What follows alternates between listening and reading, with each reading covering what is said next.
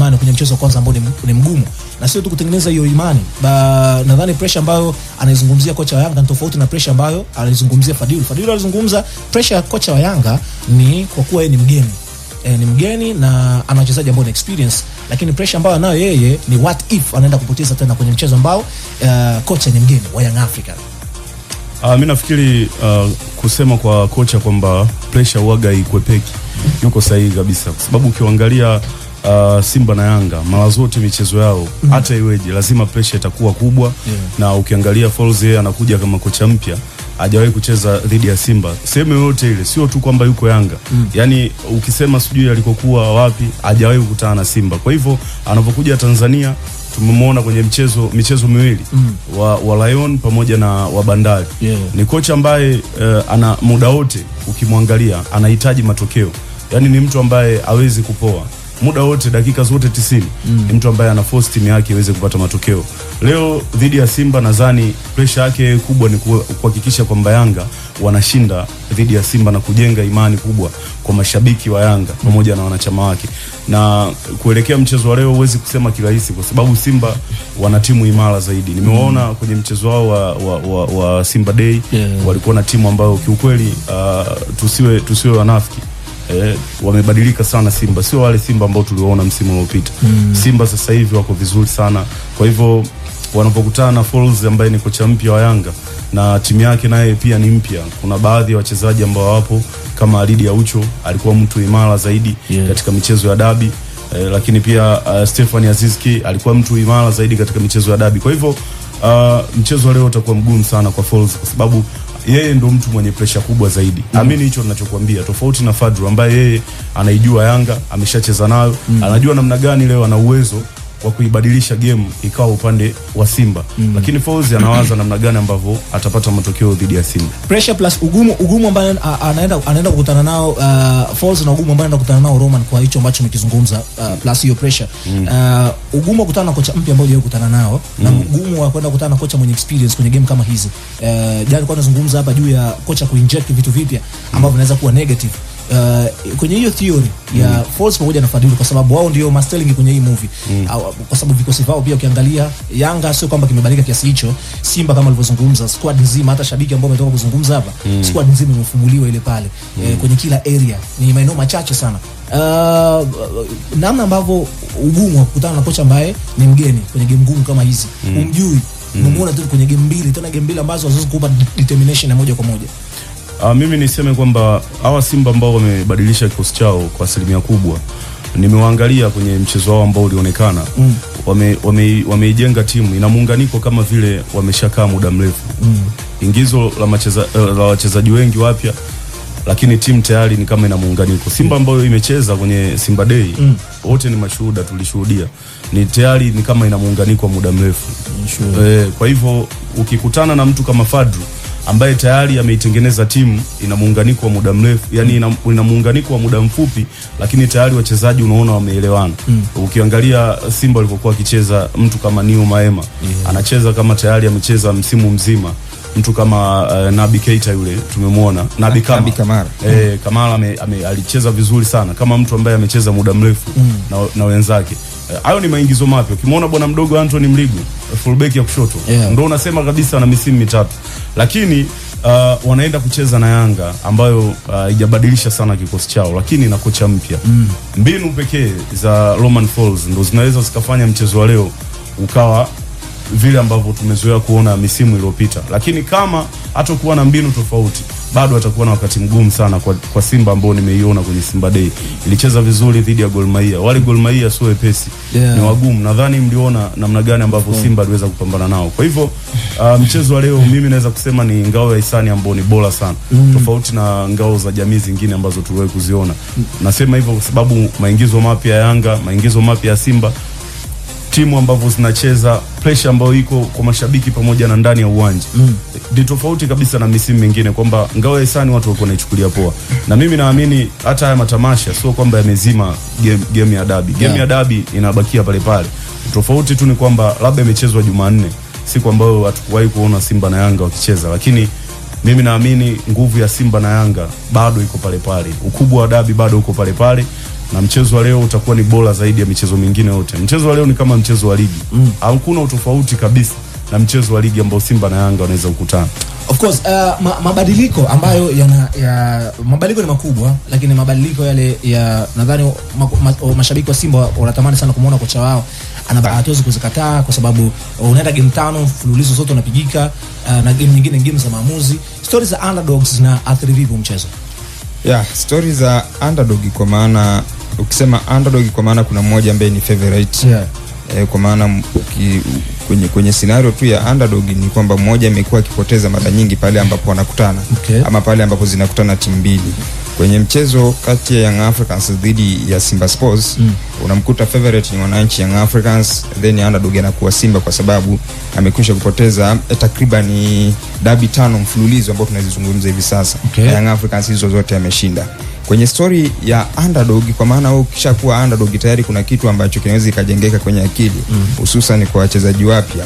Wao wanakuja kwenye kikosi wakijua kwamba sisi wanaipata story kwamba timu imepoteza mara 5 mfululizo dhidi ya mtani, na hicho kitu kinawaingia akilini. Kwenye mchezo sasa, wakishaingia kwenye kucheza, pale ambapo inawezekana ikatokea instance ya kuruhusu goli kwenye mchezo, mindset zinaweza zikajitwini sasa, kumbe ndio inakuwa hivi, kwamba tunaweza tukapoteza kwa sababu amekwisha kupoteza mara 5. Lakini hii story ya kuwa underdog unaweza ukaibadilisha kama mwalimu atakuwa amewajenga vizuri wachezaji wake, kwa namna gani inaweza kawa na impact chanya ya kuwapelekea wachezaji wake kufanya vizuri, kwa sababu atakuja kuwaambia sisi tumekwisha kupoteza mara 5 mfululizo. Mimi nikiwa hapa tumepoteza mara 3 mfululizo. Kwa hiyo inabidi tukaangalia namna gani ya sisi tunaweza tukacheza, tukatumia nguvu zetu zote kuhakikisha tunaenda kushinda. Lakini kwa Young Africans, wao scenario ambayo inaweza kawakuta Simba pale ambapo wameruhusu goli, wakaamini kwamba tunaweza tukapoteza kwa sababu wamekwisha kupoteza. Wao endapo wakaruhusu sasa goli kwenye mchezo huu, wale wachezaji wapya watajua kwamba sisi bado tuna uwezo wa kushinda, kwa sababu timu imeshashinda mara 5. Hawa tayari tunawaweza. Kwa hiyo inaweza kuwa kama pushing factor kwao kuweza kuamsha kuendelea kupambana zaidi kutafuta ushindi. Tunarudi sasa kwenye mchezo, ni namna gani ambavyo kila mwalimu ataenda kuingia kucheza mchezo kwa tahadhari kubwa, kwa sababu mimi bado inaniwia vigumu kuamini kile walichokionyesha kwenye matamasha ndicho ambacho tunaenda kukipata kwenye mpira kwenye mchezo wa leo, kwa sababu mchezo ule tulizungumza kwamba wachezaji wengi walibadilishwa, kwa maana kulikuwa kuna mabadilishano ya nafasi ya wachezaji, lakini pia kulikuwa kuna mgawanyo mkubwa wa dakika, ambacho inakuwa vigumu kupata tunasema kupata quality ama ubora wa mchezaji kulingana na mchezo ambao wameucheza. Kwa hiyo mchezo wa leo nikiutazama unaweza ukaenda ukawa ni mchezo wa tahadhari kubwa, kwa maana tayari kocha Romain Folz akitazama Simba bado hana zile taarifa sahihi ambazo zinaweza zikamsaidia yeye binafsi kuandaa kikosi chake kulingana na mpinzani jinsi ambavyo anacheza. Lakini kwa upande wa kocha Fadlu Davids, anaweza akawa na taarifa sahihi za wachezaji wa Young Africans ambao kwa asilimia kubwa bado wako kwenye kikosi, akaandaa mpango kazi wa kuweza kudili na wale wachezaji. Kwa hiyo ukiangalia namna gani wanaweza wakacheza, kwanza unaweza kuwa ni mchezo ambao ni wa kuviziana. Yaani walimu wakawa wameingia kwenye mchezo huu kwa tahadhari kubwa, kwa sababu bado hakuna mwalimu mmoja wapo ambaye anamjua mwenzake in and out. Isipokuwa kuna mwalimu mwingine ambaye yeye anaweza kaandaa kikosi chake kulingana na ubora kilicho nacho, lakini kuna mwingine anaandaa kikosi chake kuangalia wachezaji walio kwenye timu nyingine, kile ambacho walikifanya kwenye michezo iliyopita. Kwa hiyo hii inakupa taswira kwamba bado walimu wote wako kwenye sintofahamu ya kipi wanaenda kukifanya. Lakini tukirudi sasa kwa kocha Romain Folz, yeye ukitazama kikosi chake tayari kina wachezaji wengi ambao wana ubora mkubwa, hususan kwenye eneo la kiungo, kuanzia kiungo ukabaji hadi viungo washambuliaji. Kwa mfano una Max Nzengeli, una Pacome Zouzoua, then una Celestine Yekua, bado una mtu kama Lassine Kouma, ambao wote wameonyesha wana ubora mkubwa. Kwa hiyo bado mwalimu anaumia vigumu ni namna gani anaweza kawa na selection bora ya kikosi, ambao ukichagua wachezaji kwenda kwenye mchezo husika, inabidi uchague sasa wachezaji ambao wanaweza wakazibiana madhaifu, kwa sababu pale ambapo utachukua wachezaji wenye karakta moja ama wenye sifa zinazofanana, inaweza ikaenda ikawawia vigumu wao kutimiza majukumu yao. Tuangalie kocha mmoja baada mwingine jinsi ambavyo anaingia na kuaminiwa na mwalimu, kwa sababu ukiangalia Azizi Ndambwile chini ya kocha Gamondi kama alianza kujenga imani akaja kwa Milud pia naye akawa na jenga imani, lakini sio kama ambavyo Gamondi alikuwa anamwamini. Na nafikiri uwanja wa mazoezi huwa unatoa majibu sahihi. Kwa hivyo Roman alivyofika akamwangalia mazoezini Azizi, ameona Azizi ni mtu wa aina gani. Azizi ana uwezo wa kucheza kama beki, ana uwezo wa kucheza kama old midfielder, nasema kiungo mkabaji, kwa sababu ukimwangalia alicheza kwenye ule mchezo uliopita wa juzi dhidi ya Bandari, alionyesha performance bora sana.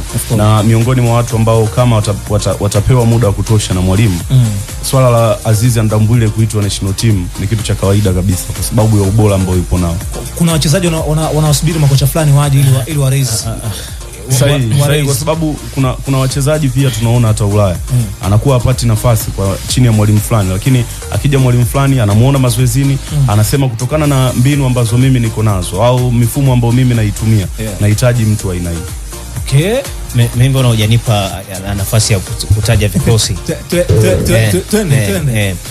Mimi nataja kikosi cha Yanga na cha Simba. Namba 1 kwa Yanga anasimama Diara. 2 kwa Yanga anasimama Izra Mwenda, Patrick Mwenda. 3 imbavu ya kushoto Shadrack Boka. Alafu mabeki wa kati atengeneza Job pamoja na Baka. Alafu hapa katika kiungo hapa cha Yanga nina msimamisha Abuya pamoja na Mudathiri. Okay. Alafu namba 10 pale mimi namuona kama leo kocha anaweza akamtumia Pacome akasimama nyuma ya striker, akacheza zaidi kushambulia lile eneo la katikati kuliko pembeni. Alafu huku pembeni winga nyingine ya kushoto atatokea Ekua. Okay. Alafu winga hii nyingine huku pembeni atatokea kushambulia pembeni Maxi.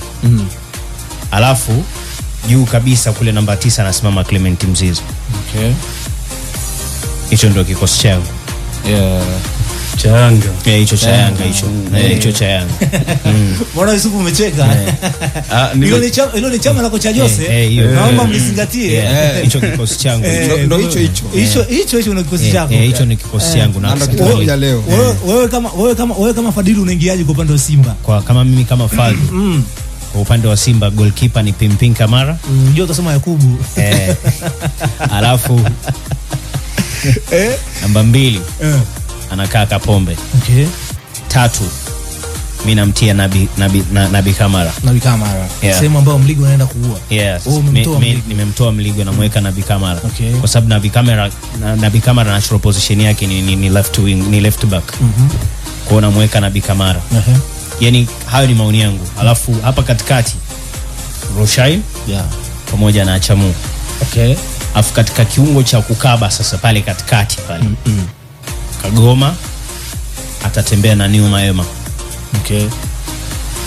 Alafu huku pembeni kwenye mawinga winga moja anatia Mpanzu, alafu winga nyingine huku natia Joshua Mutale. Nilikuwa nasubiri umsahau. Winga nyingine hii natia Joshua Mutale. Kwa nini Joshua Mutale? Mimi ninaamini kwanza ni mchezaji ambaye ana kasi na ana uwezo wa kuingia katika maeneo magumu, anajua kulazimisha. Okay. Yani sio muoga, akiwa na mpira Joshua Mutale sio muoga. Anaweza akaingia kwenye box kwa kulazimisha. Okay. Kwa hiyo kwenye mchezo wa namna hii ambao mimi ninaamini kwamba Yanga ni mojawapo ya timu ambazo zina safu nzuri ya ulinzi ngumu, unahitaji wakati mwingine wachezaji ambao wana riski. Na katika wachezaji ambao Simba wana uwezo wa kuriski vizuri kabisa, akiriski anaingia kwenye box moja kwa moja ni Joshua Mutale. Kwa hiyo namtia winga nyingine. Kwa winga hii Joshua Mutale, winga nyingine Mpanzu. Alafu nyuma sasa pale 10 siwezi yani itakuwa ni mwalimu mwenda wazimu ambaye anaweza akamwacha mchezaji wake ambaye ni top scorer wa ligi, alafu pia ni top assist wa timu, ukamweka bench na mtia Jencha Zahua. Alafu juu kwenye mstari wa kiungo pale nani anamaliza jahazi lile la, yani anaye sasa huyu tunampa kazi ya kushambulia, kuhakikisha kwamba huduma inayotoka kwa Mutale, huduma inayotoka kwa Mpanzu, huduma zitakazokuwa zinatoka kwa kina Jencha Zahua ndio anazimalizia. Na mweka Dese Mukwala. kwa sababu Mukola amethibitisha kwenye baadhi ya michezo migumu ya Simba kuwapatia matokeo, amethibitisha kwenye mchezo wa Al Masry, lakini sio tu hivyo kwenye